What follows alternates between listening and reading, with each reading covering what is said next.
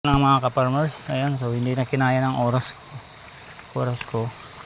So ito nga pala yung yung lakas ng agos ng tubig. Ito yung pipispanan ko. Ayan, so dating pispan ito, dating palayan pala, at ginawa namin pispan dati nung nandito pa ako. At ngayon gagawin ko ulit, kaso hindi na kaya ng oras. Kaya sa susunod na lang. Ayan, so yan, malawak din to. Ayan, yung area na yan hanggang dyan. Ayan, yan, hanggang doon sa may bato na yon. Yan, pispan yan. Gagawan ko yan ng pispan. Okay, so yun lang yung nadamuhan ko sa baba at hindi pa nga natapos. Ayan, ayan, pispan din yan. Ayan, ginawa din namin pispan yan dati.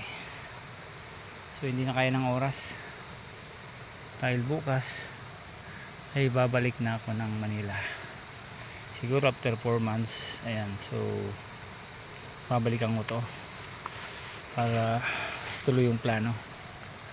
Ayan, so di na kaya ng oras. Ayan. Kaya hindi naman ganun na grabe yung nyug namin. Ayan yung pili, malaking puno yan. Ayan.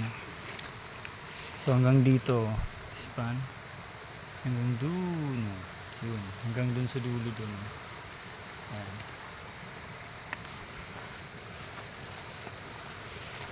Okay, so naging damuhan siya, puro damo.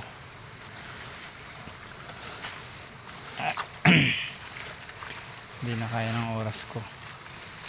Ang tawag dito sa amin ito garyang. Ayan, hindi ko alam tawag nito sa Tagalog so tawag nito garyang. Ayan, sarap yan, ginataan.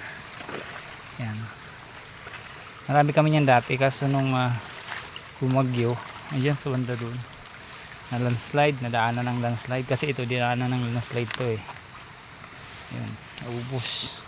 Yan na lang yung natira.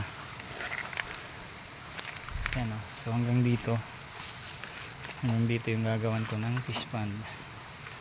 Ayan, so di na kaya ng oras.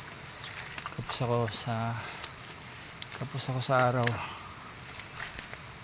Hindi kaya, kahit anong gawin ko di kayang habulin. Okay, so ayan, so naitanim na rin natin yung ating mga kalamansi.